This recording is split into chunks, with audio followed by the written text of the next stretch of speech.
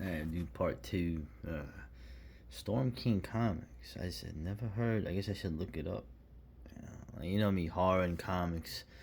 They don't really work now. They haven't worked probably since the turn of the millennium. But it's John Carpenter seems to be involved with this. And Steve Niles and oh boy, Shook Black Horror Anthology. This is a Kickstarter. What it is, a Black Horror Anthology of comics. Right. Ain't no such thing as halfway crooks. Scared to death, scared to look. They shook. They're gonna get you. They found like these zombies. They found like one of the 5 KKK guys still around. This dude is a Fed. Anyway, the joke. Yeah, it seems like it's I get. It's not really, It's funny. Didn't they have a Blackenstein back in the 70s, like when they had the black exploitation films? They stitch a monster together, and he ends up protecting the black kids from the cops. Which is I don't like the cops, but does the monster also protect them from the hood rats and the gangsters and the other teens? Hope so. They talk about the Southern Gothic. Yeah. And the South has an atmosphere. If you're down there, I know exactly what they mean by that Southern Gothic kind of feel. Not to mention that you had older, buildings, and then it was still the old world.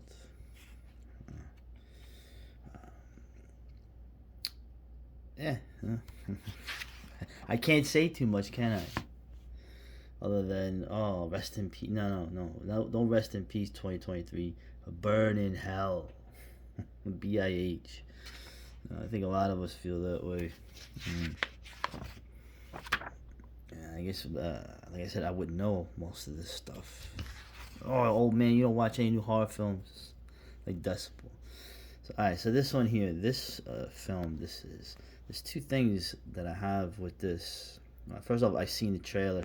It's because you read this, and you have Cro-Magnons up in Scotland in the Highlands, and something is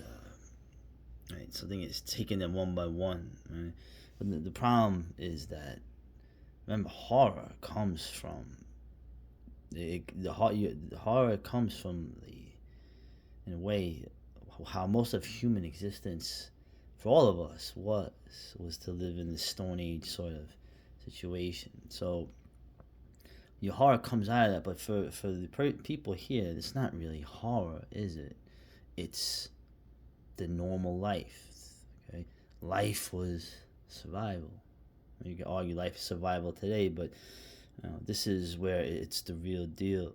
So as a horror, you're really just looking at another day at the office, so to speak. It would not be unusual to any of these people, as brutal as it was. The other thing is, if you look at the previews, well, let's just say we got some Cheddar Man stuff going on. Okay?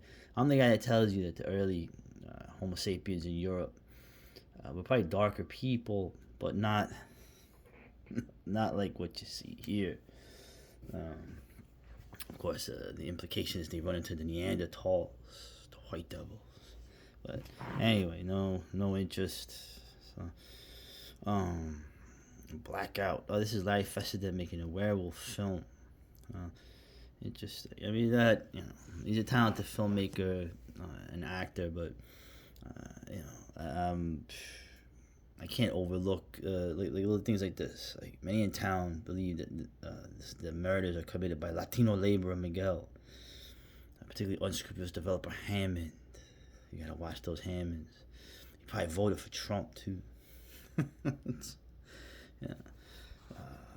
He always likes to do stuff. He's a city rich kid. Okay, no, it doesn't mean anything, but always does these films upstate, doing what Stephen King has done, right?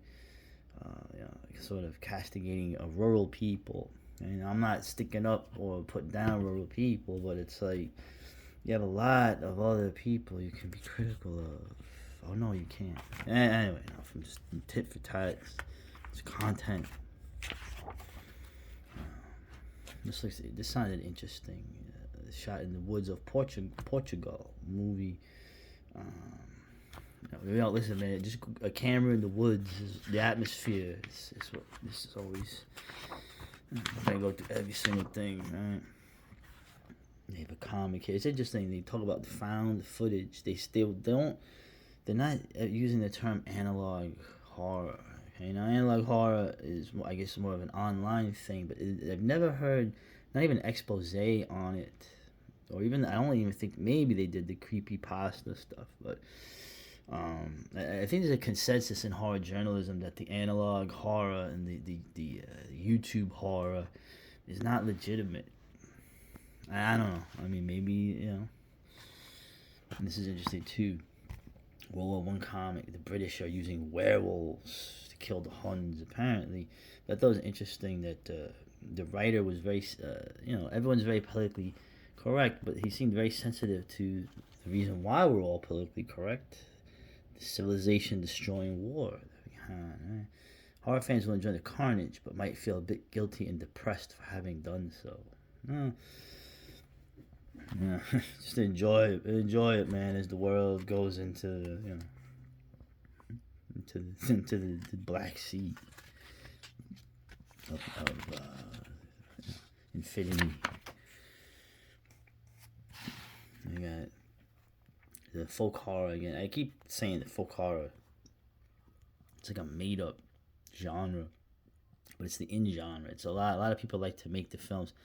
I mean, the few I've seen of this stuff is basically just to say, oh, these crazy old rural people again. It's interesting. Inevitable angles from current theory, queer folk, the danger of being different, and feminist approaches to folk horror and contemporary British fiction. It's all inevitable. It's almost like they're getting tired of these things. And interesting too. The Polish Poe. I never heard of this guy. Rue Morgue. See, that's the thing. It seems like I'm tearing Rue Morgue apart. I'm not. They do good stuff, right? So then there's always interesting information within. Okay, so I'm trying to be more nuanced about the stuff. I mean, the thing I read on Romero was great, and they finally translated the Phantasmagoria. This was originally a German book, translated into French, and that was what Mary Shelley and Lord Byron were reading that night in, I believe, Geneva. But this is the original German translated into English now with the original illustrations. Apparently, there were a lot of cool illustrations from it, right? Striking period illustrations by Edward Vernon Utterson. Alright, so that's interesting. This is really interesting history. Okay? I hope there's trigger warnings in it. Oh, that was an easy cheap pop. Rounded out. I've seen this woman's art. Suspiria. I don't think that's her real name. Vilches.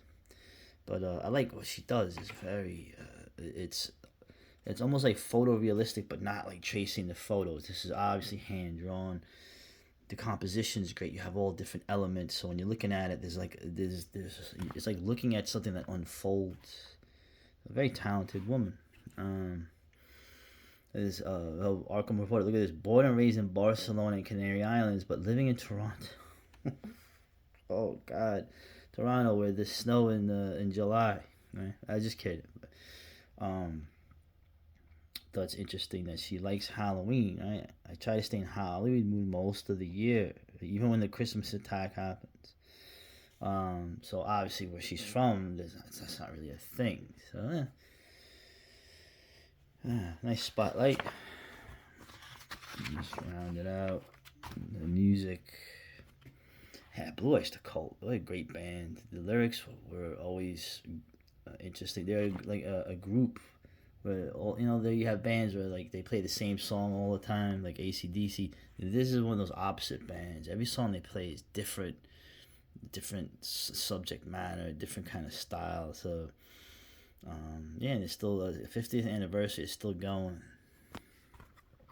It's the experimental porno shorts, queer werewolf love. Well, okay. Never floats your boat. And we got more podcasts. We die first. Oh, this trope again. Monolithic white male gaze. Today's fans are savvier.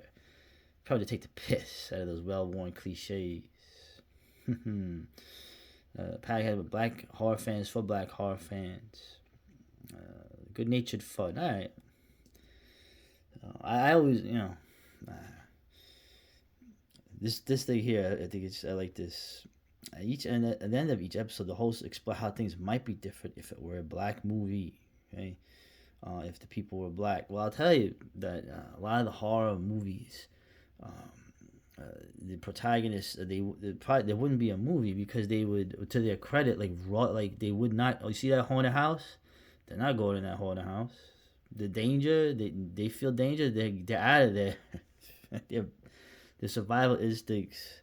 There's something to be recommended. They go hiking in the friggin' woods, cave diving or whatever. I mean, no, they're not gonna do that. Anyway,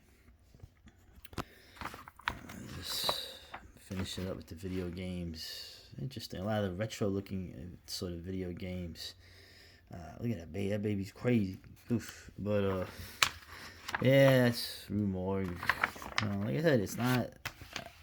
They're not. It's a mixed bag. Okay, and there's good stuff in this. So, later.